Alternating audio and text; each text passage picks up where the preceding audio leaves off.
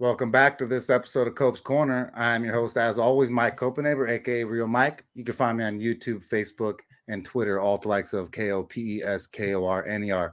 Stoked to talk about some UFC 285, which was Jon Jones versus Gone last week, and how the bets went down. Man, was it a fun event for that pay-per-view and for all of us fans. This weekend will be the UFC Fight Night 221, Peter Yan versus Dvalishvili. Should be a really, really good matchup between these guys, and already some bad blood at the way. And tonight's co-host for the night will be my man, Mr. B, former Periscope legend, and just always co-host of the night. Really, really smart man. So stoked to have him here. But first and foremost, I'd like to thank the sponsors of the show. First sponsor I'd like to thank of the show is Melon Brand Hats. It's MELIN. It's a luxury line of hats that my boy Brian McDonald, he's one of the co-founders. He dreamed it up in high school. He talked about how he'd have a hat line unlike anything you've ever seen. Different materials, really cool patterns. Some of them are waterproof. They have ones with warm earmuffs if you're in the colder climate and you want to keep it nice and warm and toasty. So make sure you go over to Melon Brand and show them some love and get yourself something to separate yourself from the others. And last but not least, my man Sua, Brandon Sua, one of the best attorneys that there is. He does family law, criminal law, and personal injury out of Ventura County, California.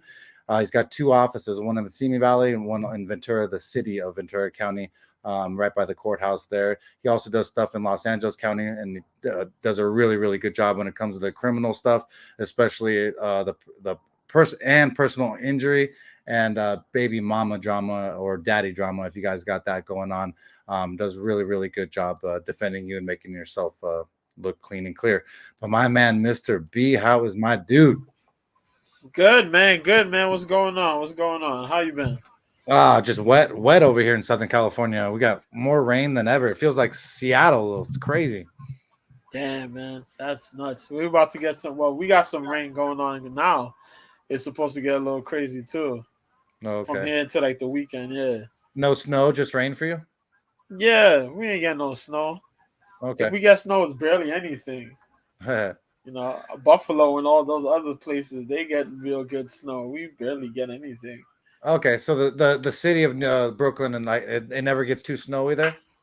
It never really gets snowy, like unless Huh. it would have to be like a once in a blue occasion where we really get some serious snow. That's But how we haven't so had I'm serious snow in a while. Yeah. being from California, we just see movies and shit. Sometimes they show like a New York movie and they show like snow on the floor and that's so I get this image of a cold ass place with snow like often in the winter, but Oh, obviously we not yeah, like that. we get snow, but like our snow probably like a foot. The last time I think the most snow we've had, and like the last time we had a lot of snow was probably like a foot and a half, 2 feet of snow. Okay. Compared to like Buffalo, Buffalo get like 3+ feet of snow. Yeah, they're getting snowed Three, in. four, yeah, they get Yeah, crazy snow. Yeah, I don't know how they deal with all that stuff, man. It's crazy. But last right. weekend's pay per view was quite a fun one, with UFC 285, Jon Jones versus Ciro Gane, Valentina Shevchenko versus Alexa Grasso, and a huge upset there. Be holy smokes, bro! Jesus Christ, man, that Dude, was I amazing. it's crazy, bro, because I always had faith in Grasso, but versus Valentina, bro, I don't know, man. I knew her boxing was going to be better, but I really did not. I could not believe she choked her out, bro. I couldn't either, man. And the crazy part about it, it wasn't even on the, it wasn't even on the neck. It was on her jaw. Bro, I The know she strength. cranked that Oh, bitch. oh my God! She turned her head red and her jaw was white. That's how insane the grip was on that thing, man. Yeah, it really was. Oh my God! It was wild. They posted a picture of it, what you're talking about, and she had a red Yeah, jawline. It was wild. yeah, man. So, but and then with that said, the main event was Jon Jones versus Ciro Gane, and Bones Jones cashed that bet here. I told you, I knew it. There's just no way, man. He's just too fucking good. Got him down the ground, made it look almost too easy. B, right? That was embarrassing. It That was. single handedly must have been one of the most embarrassing things if you're Cyril Gone. If Yeah, you're that Jim. But if you're Jon Jones, Jesus, man. I yeah. don't know what to say. You don't give it don't get better than that, man. This dude literally I was went kind in of there. I was Go ahead. disappointed and gone, bro. For real, I figured Gon was gonna strike with him, have better takedown defense, knowing that John is a wrestler, and John was telling him, like, I'm gonna wrestle you. I'm gonna Yeah, wrestle you. We'll see your takedown defense. And nothing was there. Like they yeah. literally barely trained takedown defense. It was sad. He, And then he, and he then couldn't even defend the and, guillotine. and then he tried to freaking make an excuse like, "Oh, it was a quick turnaround." Shut up, dude. Come on, man. It wasn't no quick turnaround. No, it was You didn't have the proper. You guys didn't train properly. It's the same thing no. with Francis. Mhm. It's the same thing that happened to Francis, and Francis ended up leaving and becoming a better fighter. You're gonna have to leave that gym. Those dudes are stuck on striking, and that's it. Yeah.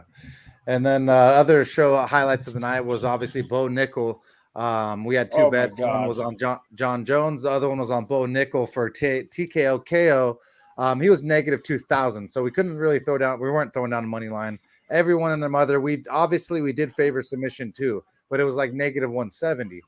Still better than the negative 2,000 odds, but we were trying to get plus 225 odds on Bo Nickel for TKO KO. Man, he could have done it if he wanted to, but he was just set out to choke Jamie Pickett the fuck out, Humby. Yeah, man. You got that dude choked him out for sure, man. We got some controversy going on in that fight too because of what seemed to be a low blow. Um, Jamie Pickett, I guess they're gonna look to try to appeal it, but Bo said it didn't happen. We'll see what happens, but Yeah. yeah, he got the submission. Bo got the submission all in the round. He did well, man. He did really well. Yeah, look good. Look good. I'm interested to see him versus someone with a little better wrestling defense, takedown defense at that. So, and then the other, what other star? Derek Brunson versus Duplessis. That was a fun one, B.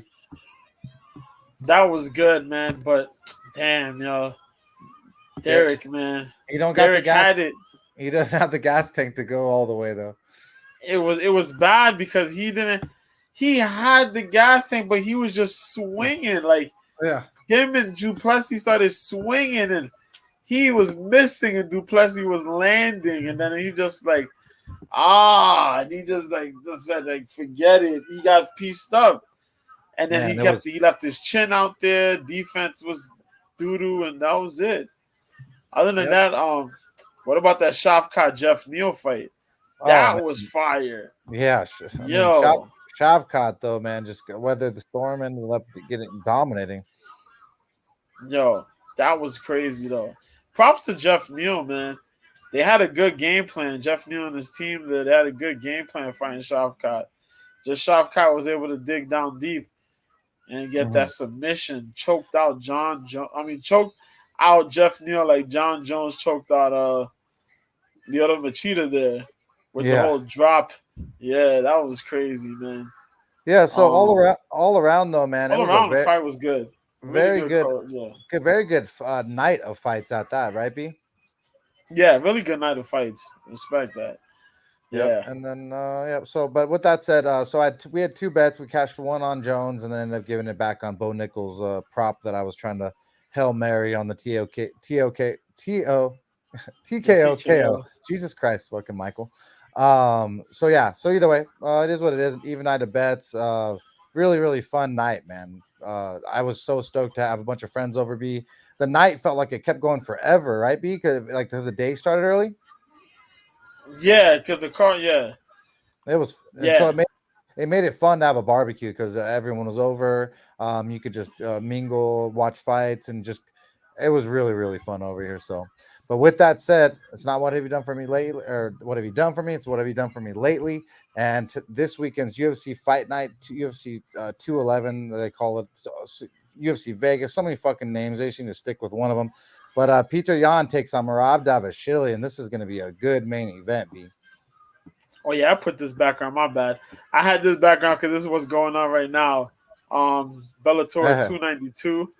The Did light someone ask? heavyweight, the lightweight Grand Prix starts tonight. Yeah, So I that's saw the that. headliner. Yeah, Umar it's gonna Nurmagomedov, that'll be a Usman good one. Nurmagomedov versus the Usman's like boy a Benson huge Henderson. favorite between Yeah, those two.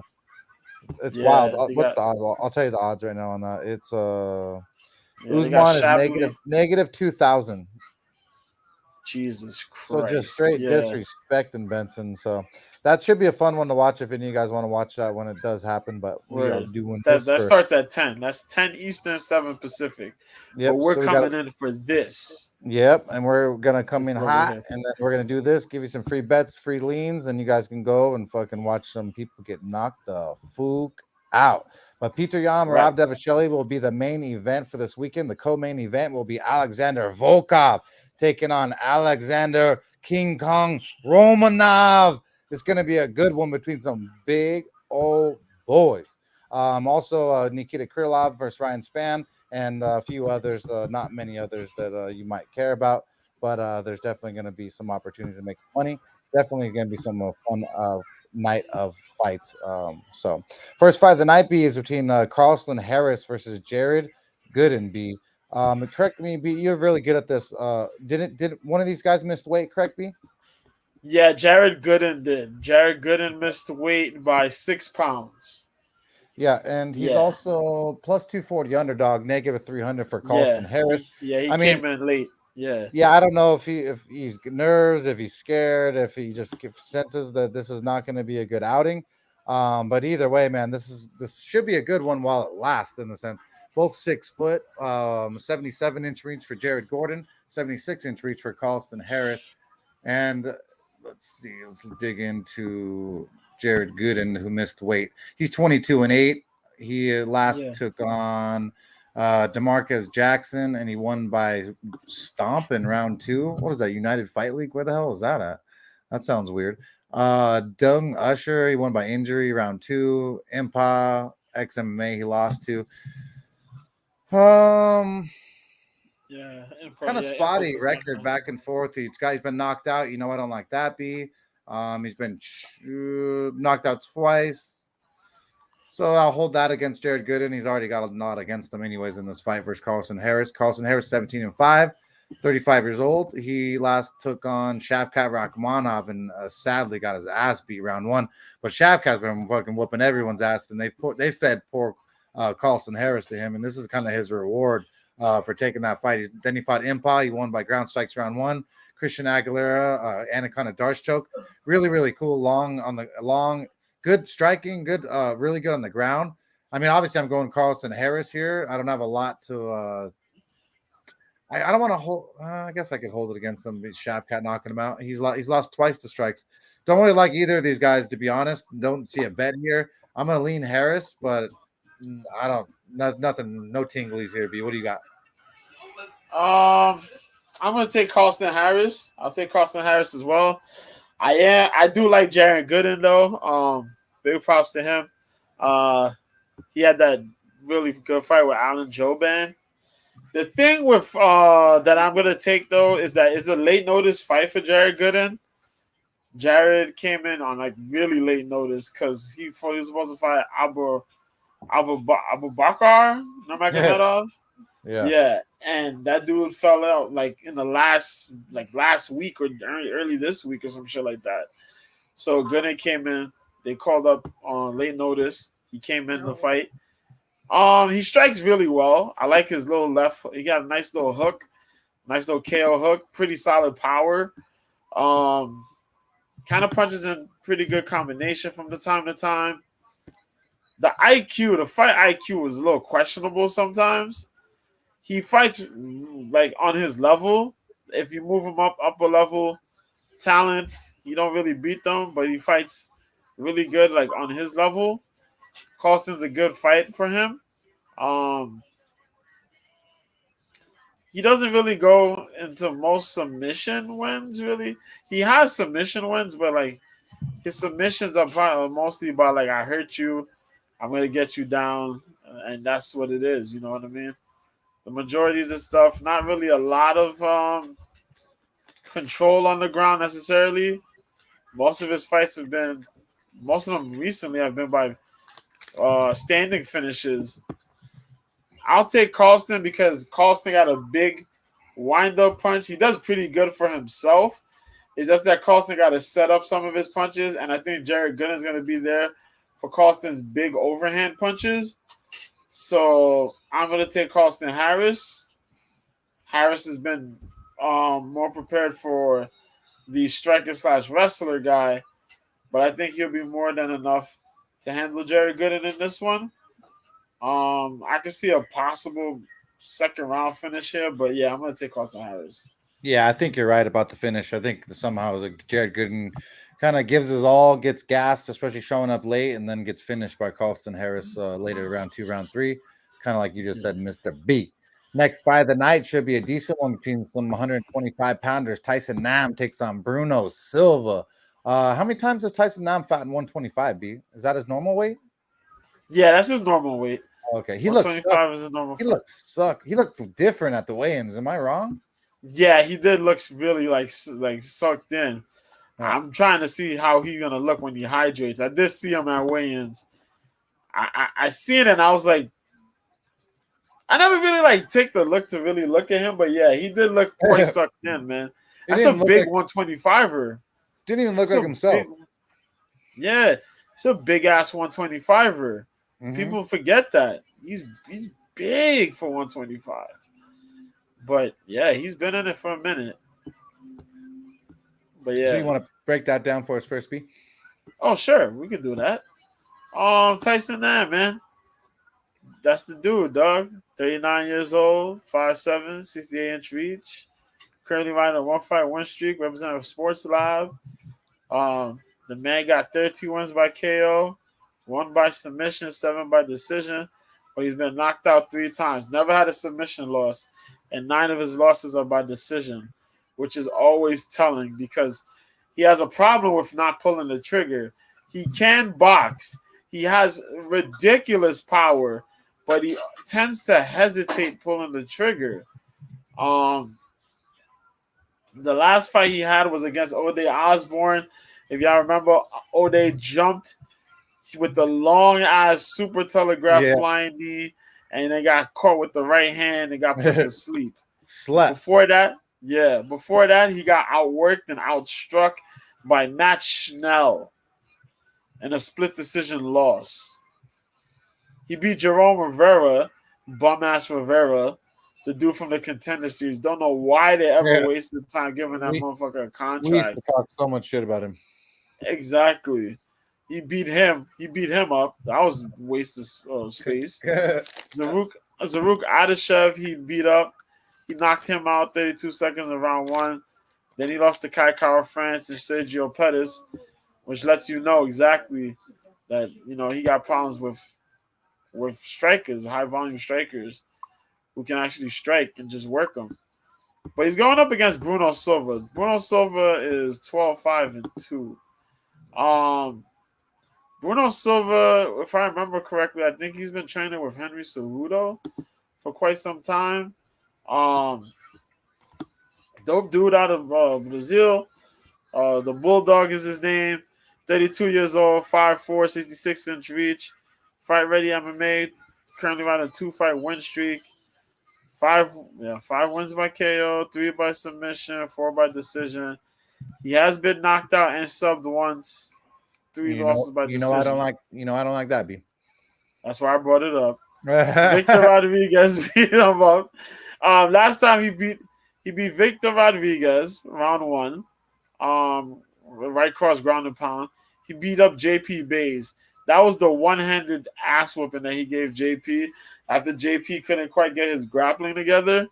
Other than that, he lost to Tagir Ulanbekov and he lost to David Dvorak.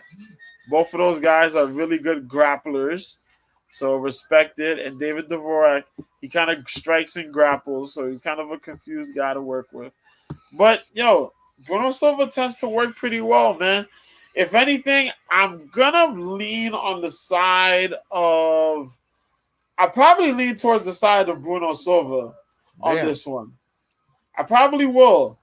No disrespect. Tyson Nam got big power. He's a strong dude.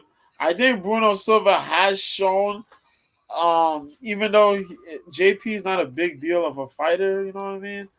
And he did get that last win as well. JP couldn't even keep his bitch in his own bed. You know what I mean? Respect. That's true. But I think he's the dude. Bruno has worked himself to getting better in the UFC. He's shown improvements, and he showed that he can make even more improvements. As you know, his run continues here in the UFC. So I'll take Bruno Silva. I think Bruno Silva managed to mix it up and give Nam fits a little bit as far as grappling goes. Tyson Nam has shown that he can get taken down. And if you can work, which Silva has a pretty good gas tank, you can outwork Nam. So I'm going to take Bruno Silva on that. Man, that's my Bruno Silva pick. Damn, dude. I don't know how he's going to win, but he's going to win. I know he's the slight favorite right now, which is kind of wild to me. For some reason I'm feeling Tyson Nam here. He's a plus 160 underdog, negative 190 for Bruno Silva. I do agree though that the jiu-jitsu for Silva is equal or maybe slightly better than Nam. Then it could make it so Nam can't get off any strikes. But if Bruno Silva gets tired at all, if he can't get off his game plan with the takedowns and the close, not a lot of distance, Bruno Silva could end up getting clipped and knocked out. And because he has in the past, I couldn't trust him with that. So I'm gonna go with Tyson Nam here against the grain. But you know, Mr. B's breakdown was great on Bruno Silva, so I can't hate on anyone that wants to throw down on Bruno Silva there. But I just think that for the money at dog money, the Tyson Nam's gonna throw down a fight. Probably gonna go to decision. What do you say, B? I can see it going to a decision. Okay. I can see it going to a hard-fought decision. Okay. Well, that's just how I see it. So I'm going Tyson Nam. B's going Bruno Silva, and we will see next week who wins that matchup and that affair. Next fight of the night is between Ariane Lipski takes on JJ Aldrich. Man, the queen of violence, Ariane Lipski, 14-8, 9 years old, versus the 30 years old. So real close to each other on that. Both 5'5". So 1 inch reach advantage for Lipski of 5'6", 1 inch height advantage of 5'6" versus 5'5" for JJ Aldrich. Reach advantage. They're 67.5 inch for JJ Aldrich, 67-inch reach for Lipski, so slightly favoring JJ Aldrich. JJ Aldrich, though, I think he just get battered and fucking straight beat down last time out. Yeah, standing guillotine choke by Aaron Blanchfield. I mean, that's Aaron Blanchfield's on a roll. Jillian Robertson, who has really good grappling, she beat her unanimous. Vanessa Demopoulos, the stripper girl, she beat her. Courtney Casey, I don't really care about. Lost to Sabrina Mazzo, that's gross. Lost to Macy Barber. Oh man, Ariane Lipski last fought Priscilla Cachoeira. She lost by punches round 1. That was gross. Mandy Bone. This is gross. Probably a really good chance for JJ Aldrich here to get a victory under her belt after losing last time. She has probably a better straight boxing, in my opinion. Yeah, even the odds makers have a negative 360 favorite for JJ Aldrich. Lipski's the plus 280 comeback. I got to say that JJ Aldrich just has more experience, has better straight boxing, and she's a tough little B. What do you say, B? Dog. I'm going to go. You don't care about this fight. Oh, I care about this fight. Okay. I'm going to take JJ Aldrich over Ariane Lipski. No offense to Ariane Lipski, but Ariane Lipski's UFC run has been the shits. I'm sorry. Ariane Lipski is a beautiful girl. She's a beautiful lady. She was the former KSW flyweight champ. Big props to her when she was doing her thing over there. But she's been in the UFC and she hasn't really looked all that cool, man. The one fight that she looked really awesome was like when she fought Luana Carolina and caught in that nasty knee bar. Yeah, but that's the Carolina had no takedown defense and no ground game at all. Exactly. So it's like, what are we doing here, man? She's 1-3 in her last 4. She beat Mandy Bone. Great work. You beat Mandy Bone. You got finished by Antonina Shevchenko, Montana De La Rosa, and Priscilla Cachoeira. Yeah. Where everybody thought Priscilla Cachoeira was going to lose. Really? so yo, I'm taking Aldrich. I think Aldrich has the better footwork. She's fought the better caliber fighters at flyweight. Um, she's Southpaw. been a strawweight and a flyweight. Yeah, southpaw as well. She knows how to get it. No, she knows how to get her wins by the volume. The volume takedown defense will be there for sure. If anything, she got to be a little careful for the submission game. But I think her defense is pretty solid for herself, and she'll handle it. I think she'll get it. She'll get it done. I don't think Lipsky has the power to really have her backing away. She don't have the size and the power to really back away Aldrich. Aldrich is tested, cardio solid. She'll stream right onto a decision. That's how I see that. JJ Nice. Aldrich. Good breakdown there. Yeah, so the next fight, the night B, is between Tony Gravely versus Victor Henry, and you get the pleasure of breaking that one down first. That's great because Can't wait to hear what you say about this one. yeah, because this one pissed me off. So I love Tony Gravely. Gravely, you know I hate Tony Gravely.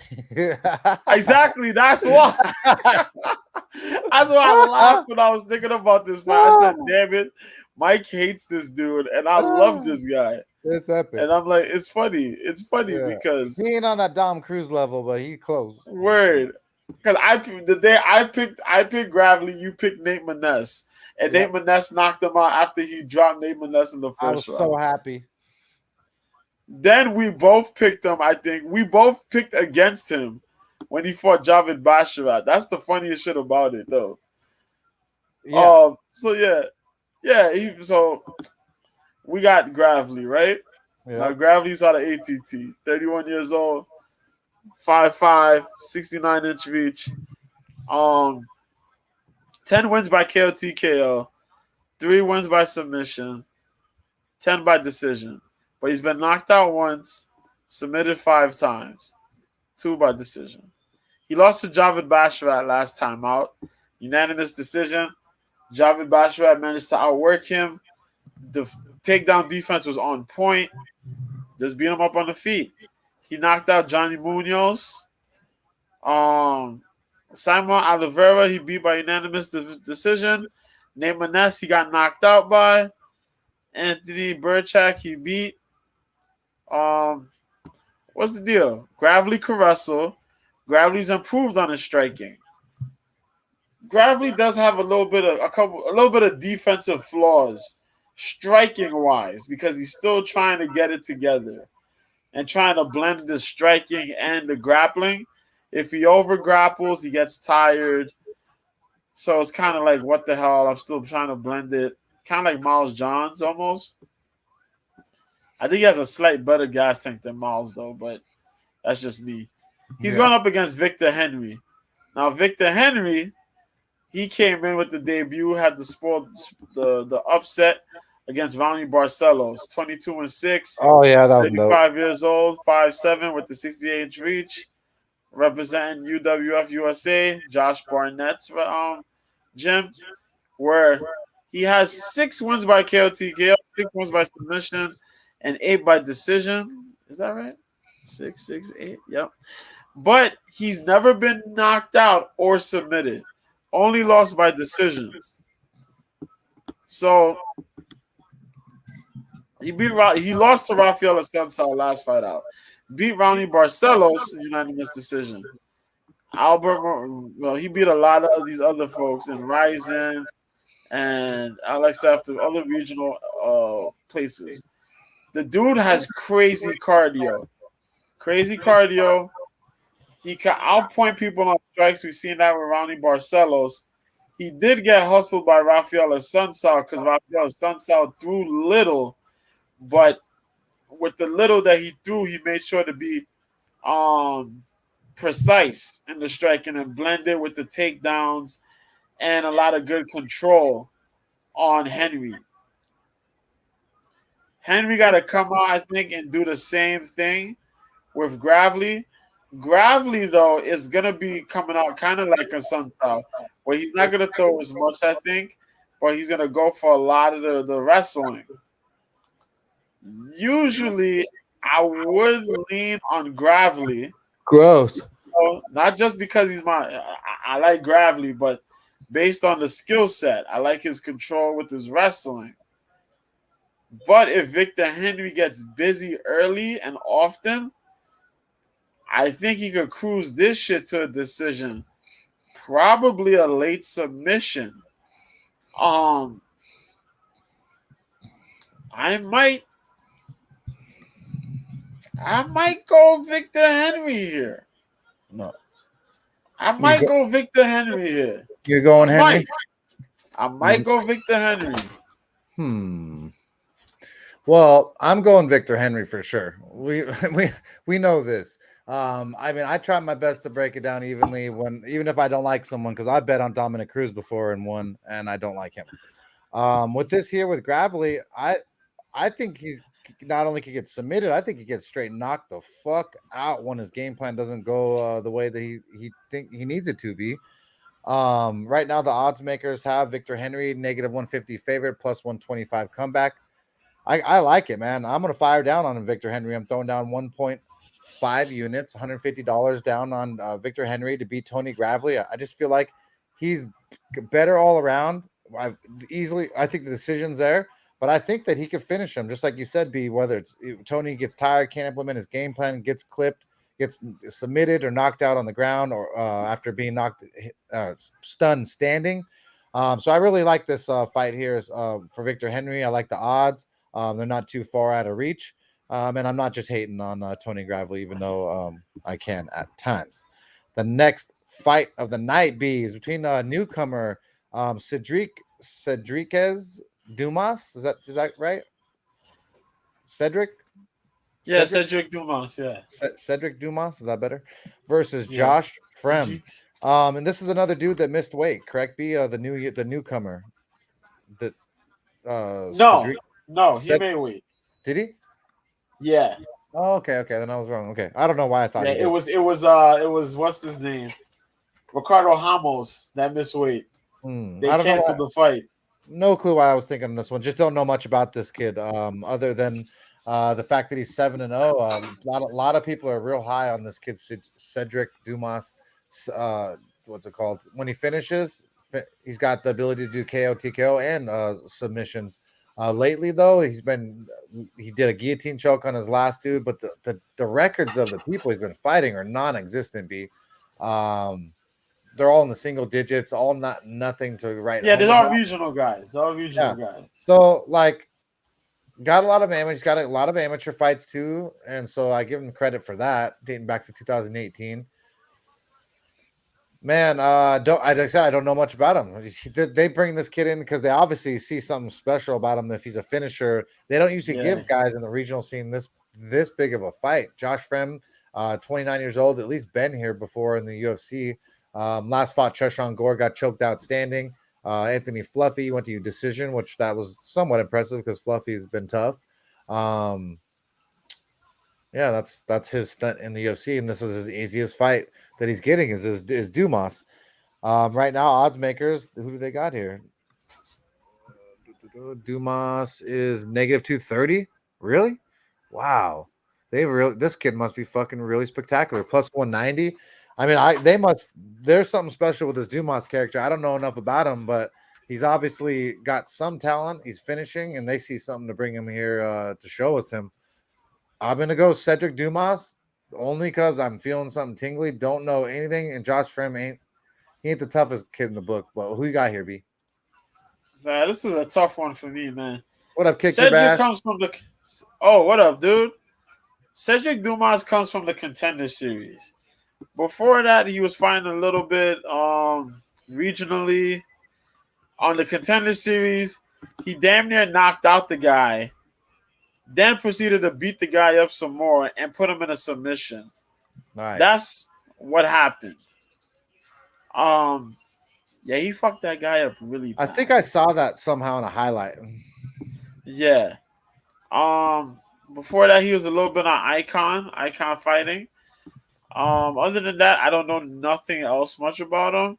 I do know he has his little issues outside of the cage. His neighborhood, he has some issue with the local neighborhood, the local people in the neighborhood trying to What, fight him, what and he up, had to T? defend somebody. He I think like he fought. I forgot who it was, and then he hit somebody. Some crazy shit happened. But other than that, um, he's a crazy fighter. Really fast dude. Good striking. Well, kind of. He was kind of like wild, but for the most part, he's pretty calm and level headed in his striking in the cage. But yo, how are you gonna? It's crazy that Fremd is the underdog here. That's what I'm like. I'm kind of shocked. I thought that everyone was throwing money on Cedric On Fremd. because he was dog money. But let me check what it started out as. Cedric he opened up at a favorite -150. It's everyone's been steaming him. They see something special in him, but It's B it's probably just disrespectful to may- Frem. I'll tell you that. it's maybe because Fremd is on a 2-fight losing streak. He lost to Hernandez. He looked pretty weird in the grappling department. And then Trey Sean submitted him. So it's like, damn, dude, like, you know what I mean? Frem should be the guy who picks up this win. Like, all honesty, Frem should be the guy to get this W here. Right? But yo, if Cedric comes out here and catches him, because Frem does have some striking flaws, a couple striking flaws. We see Gregory Rodriguez take advantage of them joints by shortening the punches just a little bit and working just simple combinations. Just, what I mean? Beating Frem to the punch. But fuck, man. It's I wild. would take Frem. I would take Frem on this one, but I just don't like him. Otherwise, I might. I just it seems like it seems like you just come on. dog or pass, pretty much, kind of, Yeah, because it's like Cedric comes out, and Cedric could probably come out and just explode on him and just hit him with some crazy barrage. But shit, I can't see Frem losing 3 in a row like that. Nah, man. He's had a tough I gotta two take fights. Frem. He's I had a gotta tough take two Frem. fights too. Yeah, I Exactly. don't hate on it, especially at dog money, and then everyone's on the other guy, and I just don't know enough about him to I want don't. to bet. I don't. This is just. It feels weird, man. Yeah, I would take Frem though. For me, I'm gonna take Frem. My pick is okay, Frem. all The right. bet, I don't know, but the pick No, will no be bet, Frem. no betting here. Next fight of the night, B, you get a breakdown first between two guys that's been here in the UFC for a long time. Rafael Sunsao takes on Davy Grant. B, you get to break it down first. Yes, indeed. This is a bantamweight fight. This is Davy Grant. Davy Grant, dangerous Davy Grant. This is the guy with the most shocking punch in this division. Left hook Larry reborn is here again. Last time we seen him, he smoked Lewis Smoker. But let's go. This man is 37, 5'8", and 69-inch reach. Representing SBG Auckland. Auckland, not Oakland. Auckland. Yeah, Bishop Auckland. Yeah. SBG dude. Out of England. 4 wins by KO, TKO, 6 by submission, 2 by decision. Never been knocked out, but got submitted 4 times with 2 losses by decision. Last time out, he smoked Lewis Smoker. Where Lewis should have been able to win this, he got smoked. Jesus Christ. Adrian Yanez and him fought to a split decision. Yanez beat him on that split. Marlon Vera and him had an epic war. Vera won. But he smoked Jonathan Martinez with the overhand left. He smoked Martin Boudet with the left hook in the 3rd round. Bruh, I don't understand. Gregory Popov, he won by split decision. Manny Bermudez, he lost to. That was a while ago, though. But yeah. This dude has a chin. He's willing to fight. His boxing is pretty solid. Sometimes he gets into these crazy barrages. He's tightened up on his hooks, though. because before he used to just wing those shits at times, you know what I mean, at times, but he's tying up his boxing pretty well. He's gotten his timing, and he likes to throw the right to the body, left to the head, which always catches folks. That's why we call him Left Hook Larry out here. Really good footwork, nice little combinations in the pocket when he wants to fight you in the pocket. Don't fight this man in the pocket, please, God. But he's going up against Rafael Sunsao. Now, Rafael Sunsao is a title challenger, if I remember correctly. Yeah. Top of the bantamweight division for some years. He's kind of dripped a little bit down. 27'9", 40 years old, 5'5", 66.5-inch reach. Representing Ascension Mixed Martial Arts. 3 wins by KO TKO, 10 wins by submission, 14 by decision. Knocked out 3 times, submitted 2 times, decision losses 4.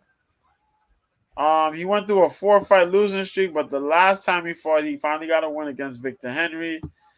Before that, he lost to Ricky Simon, getting technically knocked out. Cody Garbrandt sent him to the Shadow Realm. Corey Sandhagen beat him by unanimous decision. And Marlon Moraes caught him with a guillotine choke in the first round. Before that, he had a nice little 4-fight win streak. But yo, Rafael Sunsao is a dude who could beat you doing little to nothing. That is the weirdest shit in the world. Yeah. This man can either have a decent striking battle with you or a low-level striking battle with you. But best believe if he's going to have a low-level striking battle with you, you're going to get controlled against the cage. You're going to get controlled on the ground. He has really good jiu-jitsu skills, but he uses them more for the control instead of the attack for the submission for most of the time. It's a nightmare matchup if Davy Grant ends up on the floor. The craziest shit, though, is that Davy Grant doesn't necessarily get on the ground much unless he gets tired. He gets worked out. You know what I mean? Most of his fights, first round, the first 3-4 minutes, you're going to have to strike with that guy. Even though it's a round, you're going to have to strike with him. Even though I like a Sunsao may leave himself open to getting clipped by Davy Grant. Oh, yeah. That's the shit that scares me on this one. Because I was going to say, Sunsao should get this one in the bag if he just implements that wrestling. But the thing is, man, Davy Grant knows how to throw these punches and knows how to get his opponents open and land some serious shit. Davy scrambles, too, defensively well. Yeah. And regardless of who you are fighting him, you're going to get tagged. You always get tagged by Davy Grant. So I'm going to take Davy Grant on this one over Rafael Sunsao. That's my dude, B, because I'm taking motherfucking Davy Grant as well. Odds makers have him at the slight favorite mark. We've been -140. Yep, plus 110 comeback. So I'm throwing down $140, 1.4 units down on Davy Grant versus Rafael Sunsao. I just feel like Davy Grant's got a better chin. I feel like he's got better striking, more diverse, longer reach too. And Rafael's the only game plan that he could win is smothering for 3 rounds, and it's gonna be so boring.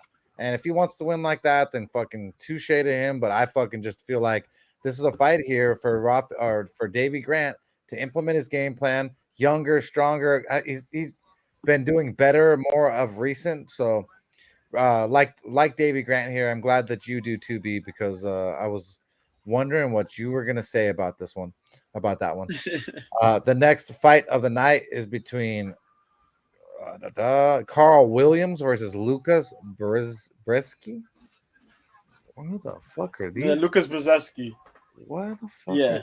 Who are these fools? Both of these dudes come from the Contender Series. Yeah, well, either way, I just like being honest. Don't know neither of these.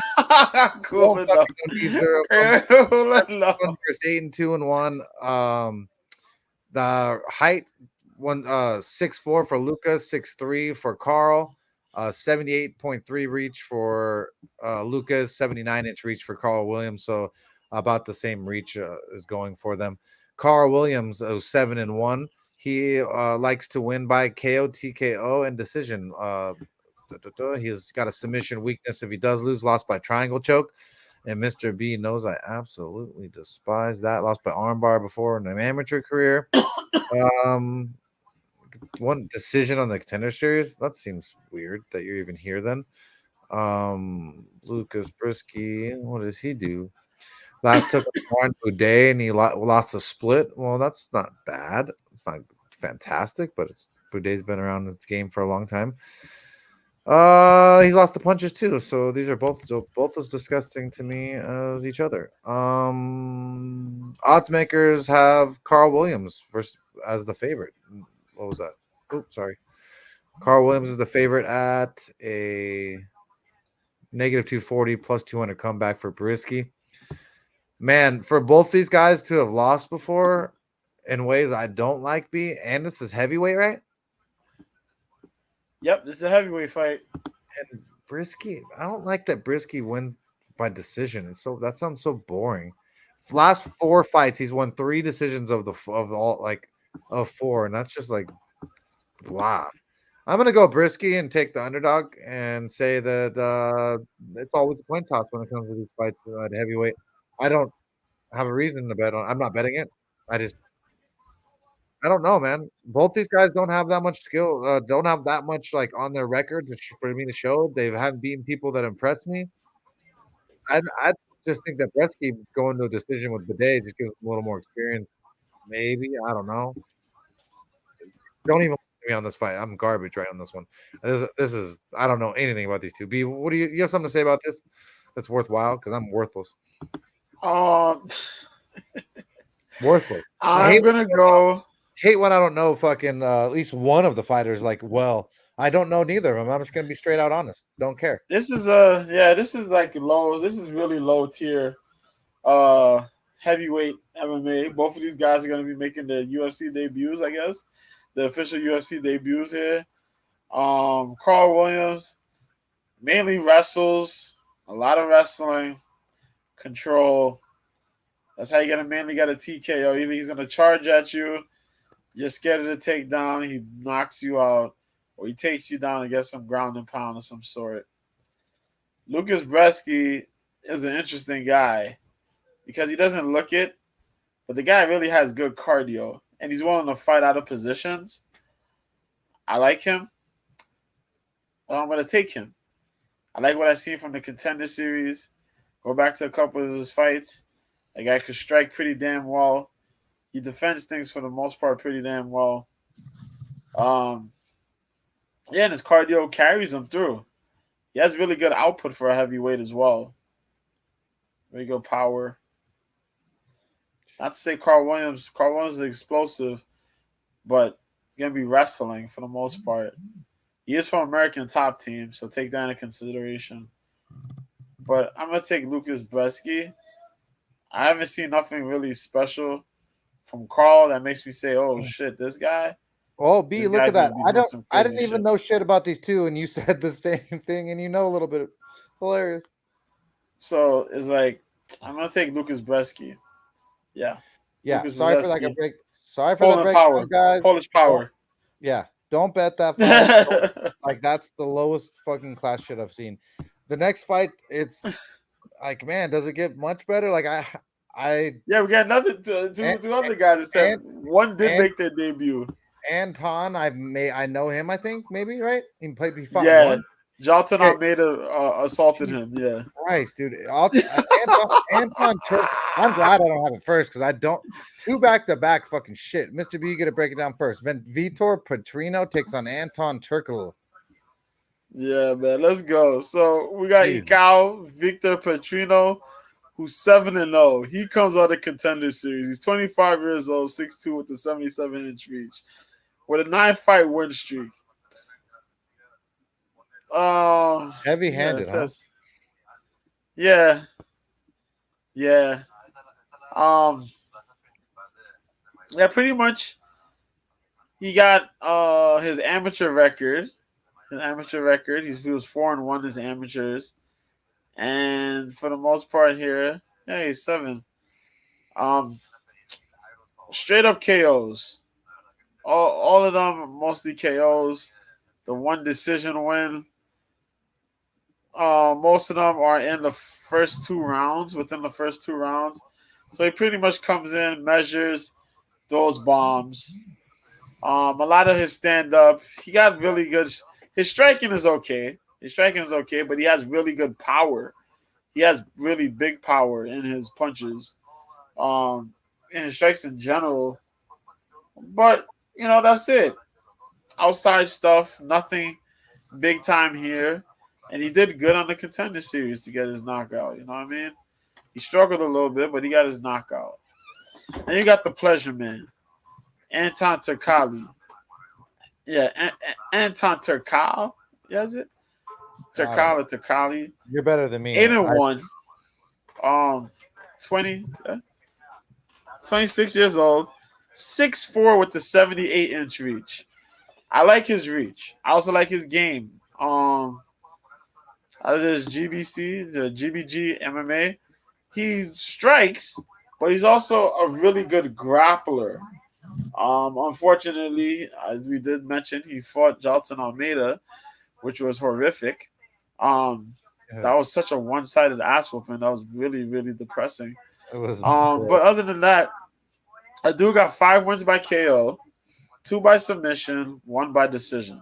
He's only been submitted once though, never been knocked out. So, from what I see from the Contender Series and previous matchups, his kickboxing is pretty good.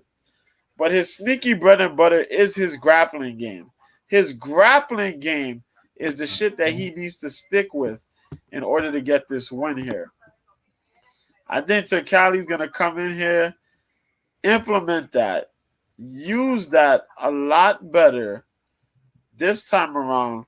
He's not going up against a guy who's a super duper grappler in Almeida. He's going up against a guy who primarily strikes. So all you got to do is tap, force him to engage, and get the takedown. That's it. This dude hasn't really seen no high-level grapplers or anybody yet. So I'm going to take Anton on this part here. Hopefully Anton mixes up the striking and the grappling and gets this shit done via decision, submission. I see one of those two. Even though it says he got striking wins. He got wins by KO, TKO. Submission or decision is Anton Turkali. That's what I see. Yeah. Either way, this fight might end up being either super fire or super shitty. Yeah, that's what I'm gonna say. They were the Vitor was pretty mad at Anton for not shaking his hand at the weigh-in, so it'd probably be a pretty good banger. I'm going Anton Turkalov too. Like I said, I don't know enough about them too, but just feel like on paper, from what I see of the experience, that he should just have that slight edge, and the odds makers have Anton's slight favorite, -115 plus -105 comeback for Vitor Petrino. So pretty much spot on right down the middle between those two. Next fight of the night is between Mario Bautista takes on Guido Canetti. This should be a good fight. Fire. This is gonna be fire. Someone might get slept. Guido Canetti, 10-6, 43 years old though, man. Fucking shout out to Argentina, baby. Buenos Aires, Argentina, and Anchana. Fucking love your fucking barbecue over there. He last took on Randy Costa, won by rear naked choke. That was phenomenal. Then Chris Martino beat the fuck out of him. Lost to Mana Martinez, lost to Dana Backergill. That was in a different weight class, right, B? What? The Dana Backergill, Marlon Vera, right? When he lost to them? Am I wrong? Nah, this was in the same weight class. Wow, it was, huh? Yep. Yeah. You're right. Well, so same weight class. For some reason I thought he dropped. I thought he switched weight classes. But either way, dude, this dude, Guido Canetti, man, we saw his hands. He has fire in his hands, a lot more than you think he does, because he's so small. But he's taking on another guy that's absolutely phenomenal. Mario Bautista was 11-2, 29 years young, absolutely ridiculous. Fights out of the MMA lab, has a lot of good training partners. Mr. B likes the MMA lab. Last took on Benito Lopez, won by armbar. That was sick. Brian Kelleher, rear naked choke, round 1. Jay Perrin, Been on pretty much a roll. Only lost to Trevin Jones round 2. Dude from Guam that has some good power, and then he lost to Corey Sandhagen armbar. Oh man, this is really going to be a good fight. Who's the favorite? Odds makers have Mario Bautista at a -1,000. Holy fuck! I was gonna pick him, but damn, homie. Now they playing. They playing You with your emotions. You fucking with the man, homie. That's crazy that's he's been knocked out before too, and that's just wild, man.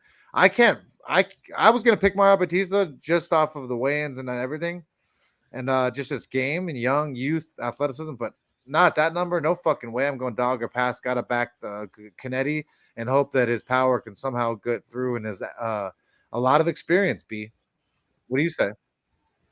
Fuck, my pick is Mario Batista, man. But the thing is that Guido's been on a little slide of some wins here, man. Yeah, I know. With dudes that he should have lost to, but he's kind of smoked them, you know? I mean, I don't even want to get into what the hell happened to poor fucking Randy Costa, man. Like, Randy got smoked, bro, in like the first round. Killed. Chris Moutinho got annihilated. Poor Chris Moutinho couldn't even get on the Ultimate Fighter this season. Yeah. They kicked it. Yeah, he was supposed to be there. He was there, and then they sent his ass home. They didn't need any more punching bags. They already had enough. Shit, man. I like Guido. Guido has that straightforward attitude, and he punches. He got power. He carries really good power, and he carries it with the volley, man. That finishing barrage is sick. But Mario Batista, I feel Mario Batista has a better overall skill set. Not to say Guido doesn't have jiu-jitsu. He has some pretty good jiu-jitsu. I just think, I think Guido Canetti is a little bit more of the aggressive type fighter, where Mario Batista may be able to slip, slide, throw a little counter strike here and there, mix the game up, and get a W here. But fuck, man, I take Mario Batista. But if you're gonna bet, I won't be mad if you throw a little something on Guido Canetti. I ain't throwing a little dog or $1,000 pass situation. Yeah, I wouldn't be mad if you're betting. You might want to throw a little something on Canetti's way, because for those odds, -1,000 for Mario Bautista, he's never gonna see that number again, bro. And we also gotta remember, Mario Batista got knocked out by Trevin Jones. You know what I mean? Trevin just fought Cody Garbrandt. That same Trevin Jones knocked out Mario Batista. I know. If you guys remember, that was so. It can happen again. But my pick is Mario Batista. If you're gonna bet, I won't be mad if you bet the dog. Yeah, -1,000 means you got to put $1,000 to make 100 extra in Vegas for all the people who aren't familiar. So if you're gonna bet on this one, you might as well go dog or pass. Yeah, buddy. Next fight of the night is a good one. You get a breakdown first between Said Nurmagomedov takes on Jonathan Martinez. Yes, this is going to be fun. Yes, indeed. So we got Said Nurmagomedov, 17-2. Boy, oh boy. Daggy fighter, Said, man. 30 years old, 5'8" with the 70-inch reach, man. Currently riding a 4-fight win streak. Out of Daggy fighter, man.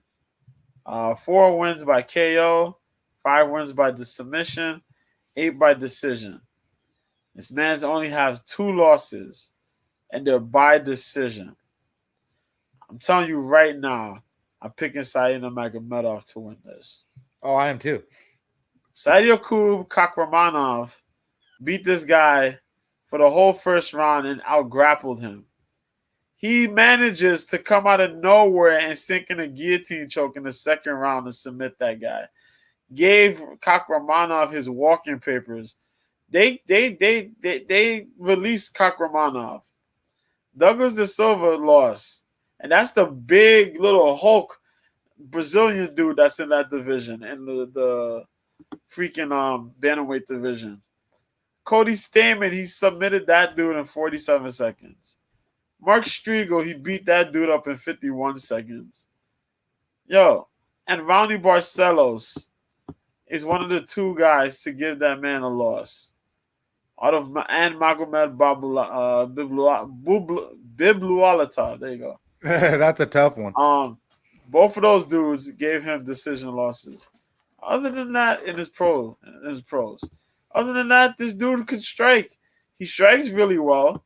His submissions are the sneakiest part of his game. He's really well rounded. It's just that sometimes, you can catch him off guard, like Sadio Kub did. But he will still manage to find a way to beat you. That's why I like Saeed. And Saeed handles really well. His cardio is pretty damn well. So he's able to sneak up out of nowhere and fuck you up. He's going up against Jonathan Martinez, though. And Jonathan Martinez, Dragon, 17-4. Pretty damn good. 28 years old. 5'8", 69.5-inch reach. Representing that different breed MMA, which is, I don't know. But 8 wins by KO TKO, 2 by the submission, 7 by decision. He's been knocked out 1 time, which we discussed, and 2 of the decisions by loss. And he has a DQ loss as well. He only got knocked out by Davey Grant. He lost decision by Andre Ewell and Andre Sukmata. But he's currently beating Cub Swanson by leg kicks, which is difficult to do, man. But he did it. He beat Vince Morales, Alejandro Perez, and Zvad Lavishvili, all by unanimous decision. Now, Jonathan Martinez's jiu-jitsu, you don't see it often. It's okay. It's not crazy. But that kid can fucking strike, boy. Oh, yeah. Ooh. His kicking game might be one of the best kicking games in the division. And as a whole, he might be one in your top 15 kickers in the UFC, maybe. Oh, easy. Yeah. That boy could kick. He kicks really well. Really good power in his kicks, whether it's his leg kicks, his kicks to the body are pretty devastating. The occasional head kick he throws is good. But, yo, he'll mess you up with his kicks, boy. Against Saeed, though, man, you got to try to be prepared for that dude to try to switch to take advantage of your kicks. I think I'm going with Saeed, as I said. Jonathan Martinez may have his opportunities, but I think Saeed is going to take away those kicks. If those kicks come to the midsection or above, Saeed's going to probably use those for takedowns, find his opportunities. I'm not a fan of Martinez's takedown defense. That's why I'm taking Saeed as well. So I'm going with Saeed. But if Jonathan Martinez pulls this off, yo, he's going to be that dude. But right now, Saeed, man. This is going to be a great fight. Great breakdown, B. Saeed Nurmagomedov, like I said, I love Jonathan Martinez's kicks. His kicks are fucking crazy. But with kicks, get you taken down. You better kick someone's head off or get him in the liver to stop them, because a lot of these guys are able to catch your kicks and they'll time them and they'll wait for you to set it up and throw it, and then they'll be able to take you down. So even if Jonathan Martinez does get off those vicious kicks, I feel like he's vulnerable to being taken down as well. So, man, this is a really, really good fight. I'm going Saeed Nurmagomedov as well. I think that he's just a little too tough, a little too grindy for the 3 rounds, and he doesn't give Jonathan Martinez enough space to get off his creative striking that he does have. But, man, if he does, damn, dude, if Jonathan Martinez does this on Saturday night, we are going to have a lot more respect for him, because the Nurmagomedov name is obviously feared, even though he's not directly related. It's just the fact that those Russian Dagestani dudes are just so good on the ground. If he could somehow stuff the takedowns and then knock Saeed Nurmagomedov into hell with kicks to his body, God, that would be so exciting to watch. But we shall see. Next fight, the night's going to be a good one between Nikita Krylov takes on Ryan Spann. 30 years old for Krylov, 31 for Ryan Spann.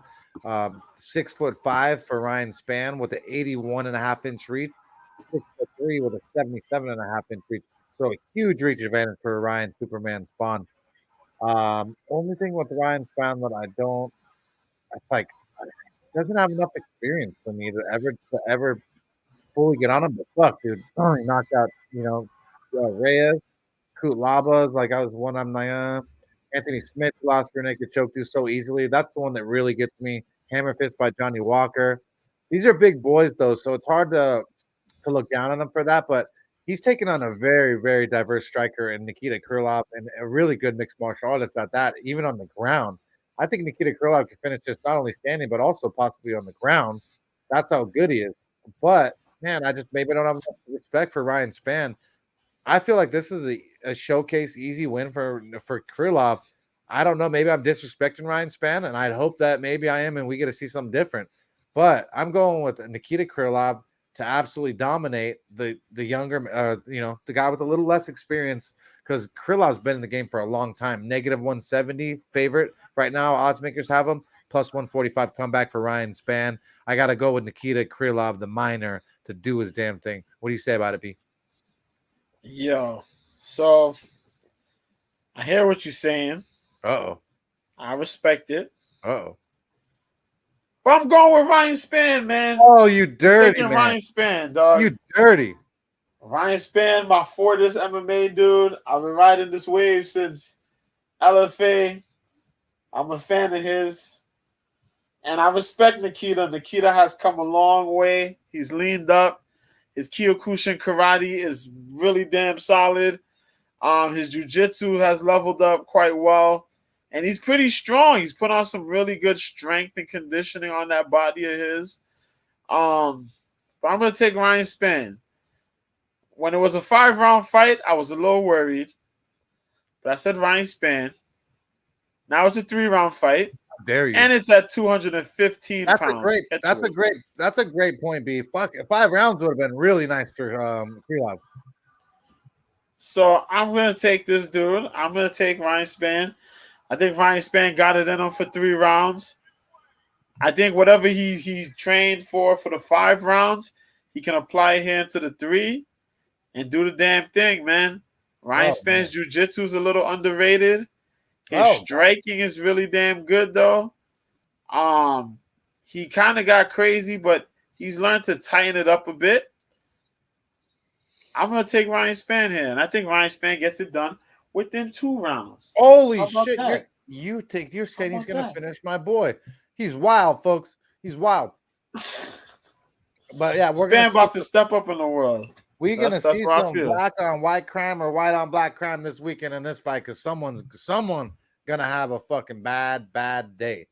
The next fight is the co-main event of the evening, B, and you get to break it down first. It's Alexander Volkov takes on Alexander King Kong Romanov. Yeah, this one is crazy, man. But it's co-main event. Now, we're at heavyweight. And our boy Alexander Romanov, last time we seen him fight, he was a little lighter on his feet. You know what I mean? Give him big props. He better get lighter. He was lighter, but there was a problem. Like, there's a problem going on right now. It was a problem last time we seen him. Now, he's 32 years old, 6'2", 75-inch reach. Lion Club contract, but he had a problem. Yeah. He lost. You know what I mean? No losses by submission, no losses by KO, 1 loss by decision. Was that right? 5 by KO, TKO, 10 by submission, 1 by decision. Yo, he lost to Marcin Tybura. They were back in, what was it? Where they were at? They were in Utah? Yeah. It was Utah, right? Yeah. The cardio killed him. The elevation killed him. Yeah. He had a good first round. Second round was iffy. Third round was and he came in the best shape he was in his career. Other than that, he ragdolled everybody. What did he decide to do this time around? He's back at 265 pounds, folks. Oh shit. He's back at his weight. Yo, the dude's wrestling is crazy. He goes to wrestle you, he ragdolls you, he throws you down, and then he beats you up, whether it's by TKO, that big King Kong ground and pound, or he's submitting you with some freaky submission, whether it's a arm triangle, rear naked, the forearm choke that he hit on Rogerio de Lima. Yeah. Bro, ugly stuff. Rape choked him. But on the other hand, he's going up against the former Bellator champion. Kickboxing champion. The multiple-time kickboxing champ. Mother Russia's own Alexander Drago, the guy, 35-10, 34 years old. Jesus Christ, he's still young. I know. 6'7" with the 80-inch reach. You know, I thought he was like 37 or some shit. God damn. He was young. Yeah, Strella team, man. I remember seeing this dude for the first time on Bellator. Like, that was ages ago, though. Jesus. 23 wins by KO TKO. 3 by submission. 9 by decision. He's only been knocked out twice, submitted 3 times, and got decision 5. He's had an up and down in his career. Last time he beat Jairzinho Rosenstrike with strikes. Lost his Tom Aspinall as he got submitted with a straight arm lock. Beat Marcin Tabora, lost to Cyril Gahn. Beat Overeem and Walt Harris, lost to Curtis Blades. Beat Greg Hardy, lost to Derek Lewis. Then had a streak, boy. Yo, for this man, Alexander Volkov striking can help him carry 3 straight rounds for a decision win. Easy. His cardio, if he strikes, his cardio will keep him there. It's what you make him do. If you make him work is the problem. If you can make him have to defend takedowns and have to, take him down, he starts gassing. He gasses really bad. His weakness is wrestlers for the most part. I'll tell you that bread and butter straight up. His weakness is wrestlers. So if you make him work, he's going to gas out bad. But he tends to carry his technique in later rounds. But this is a 3-round fight. So if you make him work early, he will gas bad. But if not, he's going to keep you at the end of his jabs, his 1-2s, his kicking combinations. He loves to attack the legs and the midsection with push kicks and side kicks. Well, not push kicks, not side kicks, but push kicks, round kicks. A lot of nice kicking variations and combinations that he throws. He's really good with volume, so he'll fuck you up on volume if necessary. I think what is Volkov? Volkov's the underdog here? Yeah, it's crazy. They're fucking on cocaine. Volkov's the underdog? Oh, yeah, plus 130 underdog right now. It's fucking disrespectful. Wow. Dude, let's remind. I've been a big fan of Alexander Romanov. I've sucked his dick many a times. And I'm telling you that when I bet him versus Juan Espino, I was shitting fucking bricks when it went to that fucking, like it was an eye poke or low blow to a fucking majority decision round 3. I'm telling you, bro, if Volkov gets off anything, he's in big trouble with that. Just like someone's in big trouble if he gets taken down by Mr. Romanov as well, So right. Fuck, dude. So, who you got this one, B? Looking at this shit, I'm gonna look, I'm gonna think, and I'm gonna say I think Romanov should be able to pick up this win. Oh, you're wild. It will be shaky though. This is a shaky fight. And you know how I feel about shaky fights. That means there's a guy who I believe could get it, but he will do something incredibly stupid, or he will cause some sort of fucking some sort of fucking some shit he'll do that'll make this fight be a lot more closer than what it should be for his opponent. But I'm gonna take Romanov. Oh, you wild B. And it looks like Goto Yamauchi died.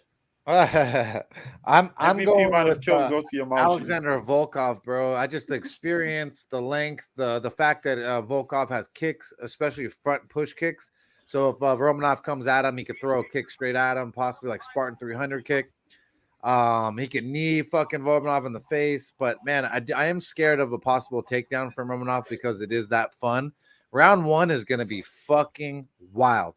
If Romanov can't get it done round one, then he's going to be in big trouble, I believe, with his cardio, with his striking in the end. I just think Volkanov's that much better striking, but I think that Romanov is that much better wrestling. So between the two of them, I'm glad that you're going that way because I'm going Volkov, and we'll see who wins there. But it's going to be a fun co-main event. The main event of the evening is between Peter Yan takes on Merab Dvalishvili, and this is for the 135-pound division, pretty much for the probably for the number one ranking, pretty much. We got Merab Dvalishvili at 5'6", 5'7" for Peter Yan, 6'8" or 68-inch reach. 68-inch reach for Merab, 67-inch reach for Peter Yan. Merab has just been the machine. He calls himself. He's just been on a roll. He's beat Jose Aldo, Marlon Moraes, Cody Stamen, John Dodson, Gustavo Lopez, Casey Kenny. Just absolute domination, dude. Just smothering motherfuckers.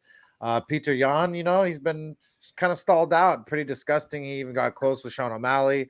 Aljo whooped his ass twice, and then he cried about it the first time, and then needed to do it again just to be proven, and he got that smoke too. But man, before that, Yan was smoking Jose Aldo, Uriah Faber. A lot of people that he was just better than in every department. Rob Dvalishvili is going to be better than him in the wrestling and the cardio, all like nonstop. The striking goes to Peter Yan by far. There's not even close. Merab's striking is not that good. He's a wrestler, a trained wrestler, needs to get it down on the ground and just smother motherfuckers. He can use his striking when he gets off his chain wrestling, but it's going to be different here with Peter Yan. Right now, the odds makers have Peter Yan a slight favorite, negative 270, plus 220 comeback from Merab Dvalishvili. Man, I just not on the Yan train. I love Merab. I think that Merab can smother him for all 5 rounds and possibly get this done. But I also think that Peter Yan could smoke him into a fucking oblivion with something too, coming in with a knee, elbow, something like that. But I'm going with Merab. I think that the underdog could possibly do this. I'm going to be cheering him on with his boy Aljo in his corner. I feel you, man. Man, Peter Yan has gone through a rocky situation, man. I just see Goto Yamauchi get eviscerated by MVP. Well, his leg got fucked up badly. But yeah, man. Yo, Peter Yan. To think that Peter Yan had the title, loses it by making a stupid mistake, then gets embarrassed by Aljamain Sterling just for that situation that happened with him against Sean O'Malley. Fucking crazy. That was epic. Crazy. Yo, that's how insane the UFC really is right now. But dude, wait a second. Hold on a second. Who's fighting? Oh, he broke the leg. Oh, yes. Oh! Who broke what? MVP broke Goto Yamauchi's leg. No way. That's the jiu-jitsu guy, Gotti, right? Yeah. Nice. He went to go step, and MVP low leg kicked him, but that shit snapped. And when he went to go back to walk, the shit went. Well, Oh my god, that's MVP for you. But yo, look, fight IQ went through the window with Peter Yan against Aljamain Sterling. I don't know, it's like he's on a decline almost, which is kind of fucking weird when you think about it. It is. He fought He fought Corey Sandhagen, and he struck pretty well, but he got taken down twice in that fight. You know, wait, he struck, but Sandhagen outstruck him. He fought Sean O'Malley. Sean O'Malley outstruck him. He started using wrestling, which is weird because he dominates a lot of people striking. Yep. You're going up against Merab, and this is a 5-round fight. This is Merab's first 5-round fight, and him being buddy as you say with Aljamain Sterling, their teammates, they practically train together. They're grinding. This dude looks to be prepared for those 5 rounds. We don't know if he really is, but he should be prepared for 5 rounds. They go hard with the grappling up in Serra-Longo, so I'm expecting him to have at least 4 solid rounds of freaking wrestling, if necessary, to handle Peter Yan. Bro, I've seen Merab swimming in that water, in that cold water, and it tells you his cardio is crazy because Aljo couldn't hang for not 1/5 of the amount of time that Merab was swimming. I'm telling you, man, those dudes are built different. And I think Merab goes in there. Merab tags up a little bit because Yan is a slow start as well. Merab's going to look to probably outpoint him, follow the Aljamain line, what everybody else has, outpoint this man early, and then implement the grappling, the wrestling later on. It's crazy how we picked Peter Yan against Aljamain Sterling in the rematch, yet talked about if freaking Aljamain could get control, he wins this shit. Come to find out, he actually got the control and won that shit. But if Merab could do that multiple times, and I think Merab has enough skill to do that and get the control time, but he has to work if he gets the takedowns on Yan. For Yan has to strike and try to keep this fight as much standing as possible and try to drain Merab's gas tank if he can by just defending the takedowns. And if anything, trying to get cage control against the clinch. Use the clinch and try to use knees. Try to get some Muay Thai elbows in there. Make shit nasty in there, man. And score and try to outpoint on Merab. If not, you're going to drown under the wrestling pressure that Merab brings. But I'm going to take Merab Dvalishvili. Yeah. Either late finish or decision. Let's go, baby. I'm glad we both agree. Like I said, I'm just going to have to keep riding that Merab train. Peter Yan doesn't he seem like a dick fucking B? Just comes off like a total asshole fucking, probably yells at his wife and shit. a little bit. I think he's a little bit like aggressive, but somewhat awkward. Merab, Yan is awkward. Yan is an awkward dude. And he doesn't do himself any favors by like trying to pretend he's this guy. No. Instead of just being like, yo, this is me. I'm just a regular dude. You're trying to be tough guy. Don't be tough guy. It's bad enough. You got embarrassed like 2 times already. You can't be tough guy. Well, this will be super embarrassing this weekend, and he's got a lot of pressure on his shoulders and a lot riding on him his whole career. If Merab smokes him and it beats him, he's done. He's never coming back to the upper top echelon, in my opinion. So with that said, that's UFC's Fight Night 211, Peter Yan versus Dvalishvili. I hope you guys enjoyed the show. Please like, subscribe, and show some love. Mr. B, you want to shout out your Twitter handle and where you'll be this weekend broadcasting? Sure, man. My Twitter handle is New Year Same B at Mr. B 1986. MISTERB 1986. Drop a DM or something like that if you want to ask a question. I got retweets and tweets of all combat sports stuff. This weekend, of course, right now I am, and I'll be on there Saturday and Sunday because I think I'm going to need to because there's a lot of stuff going on. Yeah. For MMA on OK Live. The app is OK Live. My profile is Mr. B. My account is Mr. B. There's a picture of Laura Sanko in the gym. I'm going to be there now for Bellator, tomorrow for the UFC. Might fit in some, this boxing. I'm going to watch some boxing Saturday. Sunday, I'll recap the Power Slap event that's taking place tomorrow, as well as Glory Kickboxing that takes place tomorrow too. Yeah. because there's a lot going on and it's going to interfere with everything. And this card is going to be pretty early. It's one of the earlier cards. This joint takes place, at 3 o'clock. So it's 3 o'clock Eastern, 12 for me. noon Pacific for you, Mike. Yep. So catch that early card, man. So not early, but right on time there. Yeah. Yeah. 3 Eastern. Ryan, 3 p.m. Eastern, 12 noon Pacific. Yep. So Mountain time, I think. Was it Mountain time? Central time? Is it? He's it's like 2 o'clock, I think it is. I think he's 2 o'clock. Yeah, 2 o'clock. But well, that's the show, the Cope's Corner this week, and our bets and our leans for this week. What are we eating tomorrow? I'm doing pulled pork, Ryan. Pulled pork sandwiches, sliders, baby. We got Bellator right now. Bellator 292. Yep, there's some good fights on Kick Your Bass, so make sure you guys all tune in and show you our love to the mixed martial arts community. Mr. B, I love and appreciate you being here, the co-host for the show, and your insight as always. Until next week, till next time, let's fucking